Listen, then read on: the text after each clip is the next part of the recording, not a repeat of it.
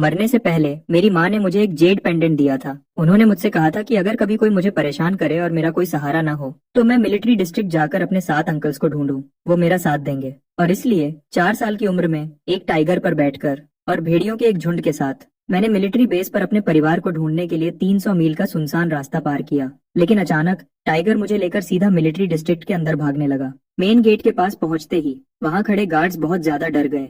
उन्होंने तुरंत चिल्लाकर वार्निंग दी, रुको, ये एक रेस्ट्रिक्टेड मिलिट्री एरिया है। एक भी कदम आगे बढ़ाया तो हम गोली मार देंगे। पास ही खड़े एक पुराने फौजी ने और भी जल्दी एक्शन लिया। उसने अपना हाथ तेजी से नीचे मारा और गार्ड हाउस के अंदर लगे लाल अलार्म को दबा दिया। लेवल 1 के अलार्म की तेज और कान फाड़ने वाली आवाज ने मिलिट्री बेस के शांत आसमान को अचानक हिलाकर रख दिया। गेट के पीछे लगी 4 सर्च लाइट्स एक साथ जल उठी, जिसने बर्फ से ढके हुए रास्ते को दिन की तरह चमका दिया। इस तेज रोशनी के बीच में आकर दावांग ने अपनी आंखें थोड़ी बंद की, लेकिन उसकी रफ्तार बिल्कुल कम नहीं हुई। टाइगर की पीठ पर बैठे हुए मेरी आंखें उस तेज रोशनी से चौंधिया गईं, जिसकी वजह से मुझे अपना चेहरा उसके बालों में छुपाना पड़ा। टारगेट एक टाइगर है, उसकी पीठ पर कोई बैठा है, स्नाइपर्स अपनी जगह पर हैं, हेवी मशीन गन्स तैयार हैं। उस शांत मिलिट्री कैंप के अंदर हर तरफ से ढेरों कदमों की आवाज आने लगी। एक आर्मर्ड गाड़ी रास्ते के बीच में आकर खड़ी हो गई। उसका काला और खतरनाक तोप सीधा मेन गेट की तरफ निशाना लगाए हुए था। इस समय मिलिट्री डिस्ट्रिक्ट के कमांड सेंटर के अंदर एक बड़ी बॉर्डर डिफेंस मीटिंग चल रही थी। टेबल के सामने लगभग 40 साल का एक आदमी बैठा था, जिसका चेहरा बहुत ही गंभीर और गुस्से वाला था। उसके अंदर से एक अलग ही ताकत और रोब झलक रहा था। वह मे परिवार का सबसे बड़ा बेटा था और कैपिटल मिलिट्री डिस्ट्रिक्ट का कमांडर इन चीफ था। इस वक्त मे रेनियाओ बहुत परेशान दिख रहा था और अपने हाथ में बॉर्डर डिफेंस के नक्शे को ध्यान से देख रहा था। अचानक अलार्म की तेज आवाज गूंजी पूरी कमांड बिल्डिंग के अंदर। उसने टेबल पर हाथ मारा और तुरंत खड़ा हो गया। उसकी आंखें गुस्से से लाल थीं। किसने अलार्म बजाया? किसकी हिम्मत हुई हंगामा करने की? तभी एक ऑफिसर घबराया हुआ अंदर आया। वॉकी टॉकी पर उसकी कांपती हुई आवाज आई, कमांडर, एक रिपोर्ट है। एक अनजान जानवर मेन गेट की तरफ तेजी से बढ़ रहा है। वह एक टाइगर है और ऐसा लगता है कि उसकी पीठ पर एक बच्चा बैठा है। मे रेनियाओ गुस्से से पागल हो गया। उसने अपनी कुर्सी को लात मारकर गिरा दिया। एक रिस्ट्रिक्टेड मिलिट्री एरिया में भला टाइगर कहाँ से आएगा, और वह भी एक बच्चे के साथ? क्या किसी सर्कस का जानवर भाग गया है? ये बिल्कुल सच है सर। गार्ड्स ने पहले ही वार्निंग शॉट्स चला दिए हैं, लेकिन टाइगर अब भी आगे बढ़ता जा रहा है। वह बस रेड लाइन को पार करने ही वाला है। मे रेनियाओ तेजी से बड़ी स्क्रीन की तरफ बढ़ा, जहाँ गेट का लाइव वीडियो चल रहा था। तेज बर्फबारी के बीच वह बड़ा जानवर अपना मुंह खोले हुए, सर्च लाइट की तेज रोशनी का सामना करते हुए गेट की तरफ तेजी से भाग रहा था। और उसकी पीठ पर वह छोटा सा बच्चा इस बर्फ के तूफान में बहुत कमजोर और बेबस लग रहा था। मे रेनियाओ ने उस बच्चे को ध्यान से देखा और अचानक उसका दिल बैठ गया। यह बेपरवाह और हिम्मत वाला तरीका, ये बहुत जाना पहचाना लग रहा था। ये बिल्कुल उस बच्चे जैसा क्यों लग रहा है जो पहले हुआ करता था। लेकिन दिमाग ने तुरंत उसके इस ख्याल को दबा दिया। ये एक ऐसी जगह थी जहां देश के सबसे बड़े मिलिट्री सीक्रेट्स थे। अगर वह अंदर घुस गया तो नुकसान और तबाही का अंदाजा लगाना भी मुश्किल था। मे रेनियाओ ने एक गहरी सांस ली, लाल फोन उठाया और ऑर्डर दिया, मेरा हुक्म सुनो। अगर टारगेट ने रेड लाइन पार की तो उसे तुरंत गोली मार दो। गेट पर माहौल अचानक बहुत ज्यादा तनावपूर्ण हो गया। 1 दर्जन से ज्यादा राइफल्स और छत पर खड़े स्नाइपर्स सबने अपना निशाना लगा लिया था उस भागते हुए डा वांग पर। रुको, यह तुम्हारी आखिरी वार्निंग है। गार्ड की उंगली पहले से ही ट्रिगर पर थी। भले ही उसने टाइगर की पीठ पर एक बच्चे को देख लिया था, लेकिन अपनी ड्यूटी की वजह से उसे गोली चलानी ही थी। मौत और जिंदगी के इस आखिरी पल में अचानक पीछे से एक गोली चलने की आवाज आई। दावांग। गोली चलाने वाला कोई गार्ड नहीं था, बल्कि उनका पीछा करने वाला आदमी हाइगू था। यह देखकर कि दावांग मिलिट्री बेस के अंदर घुसने वाला है, हाइगू जानता था कि अगर वह एक बार अंदर चला गया तो वह इस टाइगर को कभी नहीं पकड़ पाएगा। और उस जैसे गैर कानूनी शिकारी के लिए जिसके हाथ खून से रंगे हुए थे, मिलिट्री के हाथों पकड़े जाने का मतलब सिर्फ मौत था। अगर यह मुझे नहीं मिला तो मैं इसे खत्म कर दूंगा। नरक में जाओ। हिलती हुई जीप के अंदर से हाइगू ने गुस्से से अपना चेहरा बिगाड़ते हुए ट्रिगर दबा दिया। यह गोली असल में मेरे ऊपर चलाई गई थी, लेकिन रास्ते के झटकों की वजह से उसका निशाना चूक गया। गोली सीधे दहुआंग के पीछे वाले बाएं पैर पर लगी। वह गोली ठीक उसके पुराने जख्म पर लगी जो अभी अभी ठीक हुआ था। दहुआंग दर्द के मारे जोर से चिल्लाया। उसका शरीर तुरंत अपना बैलेंस खो बैठा। वह तेजी से एक बॉल की तरह गोल गोल घूमने लगा और बर्फ पर लुढ़कने लगा। दहुआंग, मैं टाइगर की पीठ से नीचे गिरते ही जोर से चिल्लाया। मेरा छोटा सा शरीर ठोस बर्फ से जोर से टकराया। मैं जमीन पर कई बार लुढ़का। मेरी हथेलियों और घुटनों से खून निकलने लगा और वे छिल गए। आखिरकार मैं लुढ़कते हुए रुका और सीधे उस लाल रंग की लाइन के अंदर जा गिरा। वह मिलिट्री एरिया की लाल वार्निंग लाइन थी, जिसे पार करने पर सीधे गोली मार दी जाती थी। दहुआंग अपने टूटे हुए पैर को घसीटते हुए खड़े होने की कोशिश करने लगा। वह मुझे बचाने की पूरी कोशिश कर रहा था। तभी 10 से ज्यादा लाल लेजर लाइट्स उसके सिर पर निशाना लगा चुकी थी। क्लिक। गोली लोड होने की आवाज लगातार आई। छत पर खड़े स्नाइपर ने अपने स्कोप से देखा। निशाना पहले से ही डहुआंग पर सेट था। इस पल जैसे पूरी दुनिया एक जगह रुक सी गई थी। सर्च लाइट की तेज रोशनी मेरे छोटे से चेहरे पर पड़ी, जो खून और मिट्टी से सना हुआ था। मैं दर्द के मारे जमीन पर लेटा था, पर मैं रोया नहीं। मैंने उन लाल डॉट्स को देखा जो जहरीले सांपों की आंखों जैसे लग रहे थे, जो सीधे दहुआंग के सिर को घूर रहे थे। उन हरे कपड़े वाले अंकल लोगों के हाथ में बंदूकें थीं। उनकी बंदूक की नली और उनकी आंखें बर्फ की तरह ठंडी थीं। वे दहुआंग को मारना चाहते थे, वैसे ही जैसे मेरी आंटी मुझे मारना चाहती थी, वैसे ही जैसे उस हैगू ने हमें मारना चाहा था। सब लोग हमें क्यों मारना चाहते हैं? हम तो बस एक घर ढूंढ रहे थे, हम तो बस थोड़ा सा खाना चाहते थे, एक ऑफिसर ने गुस्से में चिल्लाकर कहा। उसने अपनी बंदूक सीधे जमीन पर लेटे मुझ पर तानी और बोला, हिलना मत, अपने हाथ ऊपर करो और उस टाइगर को पीछे हटने को कहो, नहीं तो हम गोली मार देंगे। दहुआंग को तुरंत अपनी मौत का खतरा महसूस हो गया। वह एक घमंडी टाइगर किंग था। वह मरते मरते भी अपने दुश्मन का गला फाड़ सकता था। दहुआंग के गले से एक धीमी और डरावनी आवाज निकली, और तेज दर्द के बीच उसने अपनी पीठ को उठाया और अपनी आखिरी जानलेवा लड़ाई के लिए तैयार होने लगा। नहीं, मैं जोर से चिल्लाया। मुझे नहीं पता मेरे अंदर इतनी ताकत कहाँ से आई, लेकिन मैं अचानक जमीन से उठ खड़ा हुआ। मैंने अपने कमजोर शरीर के दोनों हाथ पूरे खोल दिए और बिना डरे दहुआंग के आगे खड़ा हो गया। मैंने अपनी पतली छाती से उन 10 से ज्यादा काली बंदूकों के रास्ते को रोक लिया। मैं रोते हुए चिल्लाया। मेरी आवाज बैठ चुकी थी, दहुआंग को मत मारो, उसने किसी को नहीं काटा, वह एक अच्छा टाइगर है। छाई, वह तो बस मुझे यहाँ मेरे अंकल को ढूंढने लाया है। मेरे सामने खड़े सारे ऑफिसर्स और सिपाही हैरान रह गए। उन्होंने गुंडे बदमाश देखे थे, उन्होंने आतंकवादी देखे थे, यहाँ तक कि उन्होंने सुसाइड बॉम्बर्स भी देखे थे, लेकिन उन्होंने कभी किसी 4 साल के बच्चे को नहीं देखा था जो एक जंगली जानवर को बचा रहा हो और मिलिट्री की बंदूकों के सामने खड़ा हो। ऑफिसर ने परेशानी में चिल्लाकर कहा, ये खतरनाक है, बच्चे रास्ते से हटो। स्नाइपर की उंगली थोड़ी सी कांप गई। वह मिट्टी से सना छोटा लड़का अपनी बड़ी बड़ी आंखों से गुस्से में सीधे उसकी तरफ देख रहा था। मैंने अपनी छाती के पास छुपाकर रखा हुआ जेड पेंडेंट बाहर निकाला। यह मेरी माँ की आखिरी निशानी थी जो उन्होंने मेरे लिए छोड़ी थी। भले ही गिरने की वजह से उस जेड का एक कोना टूट गया था, लेकिन उस पर खुदा हुआ मी नाम अभी भी साफ साफ दिख रहा था। मैंने उस जेड पेंडेंट को ऊपर उठाया। ये मेरी हिफाजत करने वाली चीज थी, मेरी आखिरी उम्मीद। मैंने अपने सामने खड़े मिलिट्री यूनिफॉर्म वाले लोगों को देखा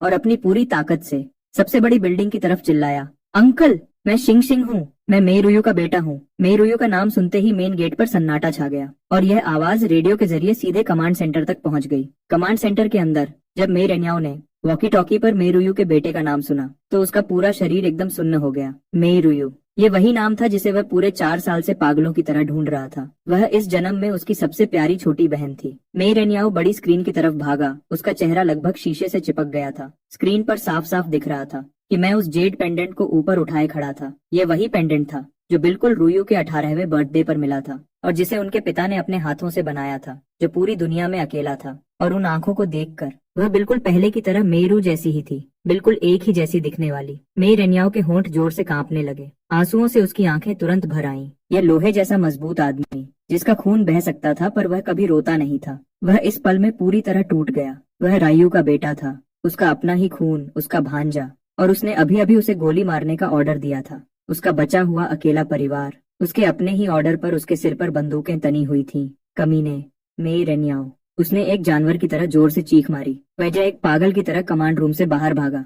भागते हुए वह वॉकी टॉकी पर चिल्लाया, गोली चलाना बंद करो, सभी लोग गोली चलाना बंद करो। अगर किसी ने भी गोली चलाने की हिम्मत की तो मैं उसके पूरे परिवार को मार डालूंगा। वह मेरा भांजा है, वह मेरे परिवार का यंग मास्टर है। अपनी ये गंदी बंदूकें नीचे करो। यह चीख बिजली की कड़क जैसी थी जो मिलिट्री बेस के मेन गेट पर गूंज उठी। सभी गार्ड इस चीख से हैरान रह गए। उनकी उंगलियां ट्रिगर पर ही रुक गईं। वह कमांडर, जो आमतौर पर सामने पहाड़ टूटने पर भी नहीं डरता था, वह इतनी तेज भागा कि उसकी टोपी भी गिर गई। वह कमांड बिल्डिंग से गेट की तरफ पागलों की तरह भाग रहा था। मैं बर्फ में घुटनों के बल बैठा था और जख्मी डा हुआंग को अपनी बाहों में बचाने की कोशिश कर रहा था और उस लंबे आदमी को अपनी तरफ भागते हुए देख रहा था। उसने हरे रंग की मिलिट्री यूनिफॉर्म पहनी हुई थी और उसके कंधे पर सुनहरे सितारे चमक रहे थे। वह बिल्कुल मेरी माँ की फोटोज वाले सबसे बड़े अंकल जैसा दिखता था, लेकिन अभी भी बहुत सारी बंदूकें मेरी तरफ तनी हुई थीं। मैं बहुत डरा हुआ था और जेड पेंडेंट को पकड़ा हुआ मेरा हाथ जोर से कांप रहा था। मेरे पास एक निशानी है, मेरी माँ ने मुझे यह दिया था। इस पर मे लिखा हुआ है, द हुआंग को मत मारो और चिंग चिंग को भी मत मारो। मे रेन्याओ आखिरकार वार्निंग लाइन तक पहुंच गया। कुछ गार्ड्स ने आदत के मुताबिक कमांडर को रोकने की कोशिश की। आखिरकार उसके ठीक सामने एक खतरनाक शेर खड़ा था। हटो! लाल आंखों के साथ मेरेनियाओ ने बीच में आने वाले गार्ड्स को धक्का देकर हटा दिया। उसे इस बात की परवाह भी नहीं थी कि शेर अचानक हमला कर देगा। उसकी आंखों में बर्फ में खड़ा सिर्फ वह छोटा सा बच्चा ही था। मेरेनियाओ धीरे धीरे कदम बढ़ाते हुए पास आया। उसकी सांसें तेज चल रही थीं और उसका सीना जोर जोर से ऊपर नीचे हो रहा था। उसने जेड पेंडेंट को साफ साफ देखा। ये वही था जिसे उसके पिता ने अपने हाथों से बनाया था। उसने एक और कदम आगे बढ़ाया और आखिरकार उन आंखों को साफ साफ देख लिया।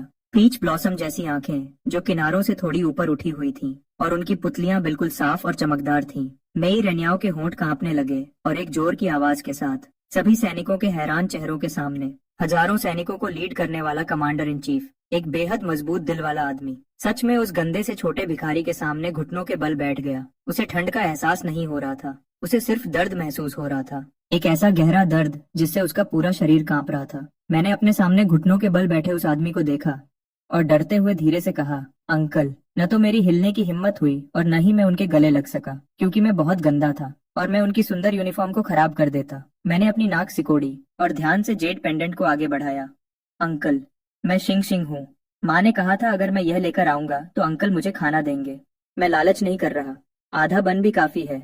अगर वह खराब भी होगा तो चलेगा। यह बातें एक तेज चाकू की तरह थीं, जो मेरेनियाओ के दिल में बुरी तरह चुभी। यह उसका यानी मेरेनियाओ का भांजा था। मैं परिवार का अकेला और सबसे प्यारा बच्चा। उसे तो सबसे अच्छे कपड़े पहनने चाहिए थे, सबसे गर्म और अच्छे घर में रहना चाहिए था और पूरे परिवार के लाड प्यार में पलना चाहिए था। लेकिन अब सिर्फ एक आधे बासी बन के लिए वह उससे भीख मांग रहा था। मेरेनियाओ के अंदर से एक दर्द भरी चीख निकली। उसने अचानक अपने हाथ आगे बढ़ाए और उस कमजोर और छोटे से शरीर को जोर से अपने गले लगा लिया। मुझे माफ कर दो। गर्म आंसू मेरेनियाओ के चेहरे से तेजी से बहने लगे और मेरी ठंडी गर्दन पर गिरने लगे। अंकल को आने में देर हो गई। अंकल गुनहगार है।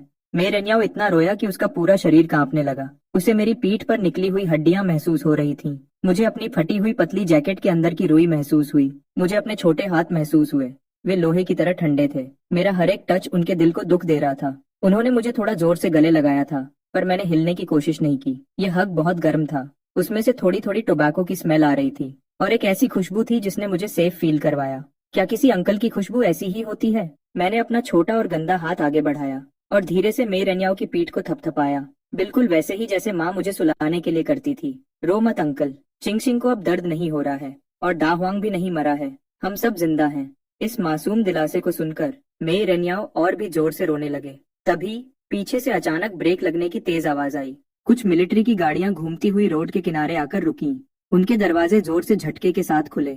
बड़े भाई, क्या हुआ? अलार्म क्यों बजा? Second uncle Mei Liangxin, chief of staff जो हमेशा हंसते रहते हैं। उनका चश्मा थोड़ा टेढ़ा हो गया था और उनके हाथ में एक पिस्टल थी। उनके ठीक पीछे थर्ड अंकल मेई रेंगवान थे, वुल्फैंग ब्रिगेड के कैप्टन, जिन्होंने हाथ में एक चाकू पकड़ा हुआ था। वह साफ दिख रहा था कि सीधा ट्रेनिंग ग्राउंड से भागकर आए हैं। उन्होंने अपने बड़े भाई को बर्फ में घुटनों के बल बैठे देखा और उन्होंने उस छोटे से बच्चे को देखा जिसे उन्होंने अपनी बाहों में जोर से पकड़ा हुआ था और पास ही एक जख्मी टाइगर लेटा हुआ था जो ध्यान से उन दोनों की रखवाली कर रहा था। मेई लियांगसिन के कदम अचानक रुक गए।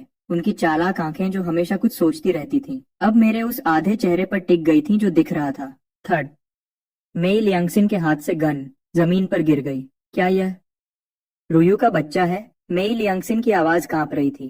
थर्ड अंकल मेई रेंगवन को तो जैसे झटका लगा हो। उन्होंने उस छोटे से बच्चे और टाइगर को देखा और उन्हें तुरंत कुछ दिन पहले की बात याद आई, जंगल के उस सीन की। वे छोटे पैरों के निशान और भेड़ियों का झुंड जिसने उनकी मदद की थी और वह अजीब सा अपनापन जो उन्हें महसूस हुआ था। मैं उस दिन जंगल में था, मेई रेंगवन ने सोचा। उन्होंने अपना हाथ उठाया और अपने चेहरे पर एक जोर का थप्पड़ मारा। मैं कितना बेकार हूँ। मैं वहीं पर था और मैंने उसे पहचाना तक नहीं। मैं उसे उस नरक में अकेला छोड़कर चला आया। मेई रेंगवन एक ऐसा मजबूत आदमी जो खून बहा सकता था पर कभी रोता नहीं था। उनकी आंखें तुरंत इतनी लाल हो गईं जैसे अभी खून निकल आएगा। उन्होंने दूर बर्फ पर बने छोटे पैरों के निशानों को देखा। यह वही रास्ता था जहाँ से उनका भतीजा चलकर आया था। जिंदा रहने के लिए उसने एक एक कदम मुश्किल से बढ़ाया था। मेई लियांगसिन ने जमीन से अपना चश्मा उठाया और पहन लिया। उनके अंदर से इतना गुस्सा निकल रहा था कि आसपास की ठंड और बढ़ गई। बड़े भाई, किसने हमारे बच्चे की यह हालत की? मेई रेन्याओ ने धीरे से उसे अपनी बाहों से थोड़ा ढीला किया, अपना मिलिट्री ओवरकोट उतारा और मुझे उसमें अच्छे से लपेट दिया। वे खड़े हुए और मुझे अपनी बाहों में उठा लिया जो एक पंख की तरह हल्का था। जब वे मुड़े तो उनकी लाल आंखों में अब आंसू नहीं थे, सिर्फ एक भयानक गुस्सा था जो सब कुछ तबाह कर देना चाहता था। उनकी नजर दूर खड़ी एक जीप पर गई। वह हाइगो की जीप थी, शिकारियों की गाड़ी। मेई रेन्याओ ने गुस्से में अपने दांत पीसते हुए कहा, पता लगाओ, चाहे कोई भी हो, मैं उनके पूरे खानदान को खत्म कर दूंगा। एम्बुलेंस कहाँ मर गई? जल्दी यहाँ आओ। उनकी इस दहाड़ ने मिलिट्री के डॉक्टर्स को डरा दिया। वे जल्दी से स्ट्रेचर लेकर भागे। जल्दी करो, ध्यान से, जख्मों को हाथ मत लगाना। मेई रेन्याओ ने मुझे स्ट्रेचर पर लेटाया। उनका तरीका बहुत ही नर्म और प्यारा था।